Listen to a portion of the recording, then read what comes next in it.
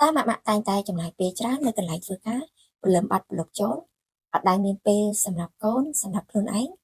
ហើយចង់បានចំណូលស្របច្បាប់បន្ថែមពីការងារប្រចាំថ្ងៃឬក៏អាចកាត់បន្ថយម៉ោងធ្វើការឬក៏មានចំណូល4ទៅ5ខ្ទឹមពីផ្ទះសួស្តីខ្ញុំឈ្មោះសុភាពរស់នៅទីក្រុង Wellington ប្រទេស New Zealand ខ្ញុំធ្លាប់មានហាង bakery ជាង10ឆ្នាំដែលតម្រូវឲ្យខ្ញុំធ្វើការព្រលឹមបាត់ព្រលប់ចូលអត់មានពេលវេលាសម្រាប់ខ្លួនឯង កូនៗនិងគ្រួសាររហូតដល់ជាង3ឆ្នាំមុនខ្ញុំបានរកឃើញអាជីវកម្ម Digital មួយដែលអាចឲ្យខ្ញុំ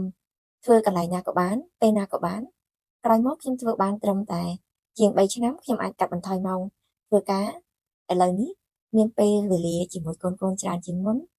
មានពេលទៅដើរលេងជាមួយគ្រួសារហើយទទួលបានចំណូលប្រហែល4ទៅ5ខ្ទង់ក្នុងមួយខែពីផ្ទះបើម៉ាក់ណាចង់បានចំណូលបន្ថែមស្របច្បាប់ដែលមិនប៉ះពាល់ការងារប្រចាំថ្ងៃឬចង់មានពេលវេលាជាមួយកូនៗនិងគ្រួសារច្រើនជាងមុនម៉ាក់អាចផ្ញើសារមកខ្ញុំបានខ្ញុំរីករាយនឹងជួយម៉ាក់សាកល្បងនិងស្វែងយល់អាជីវកម្មនេះឥតគិតថ្លៃថាតើអាជីវកម្មនេះស័ក្តិសមនឹងម៉ាក់ឬអត់ See you soon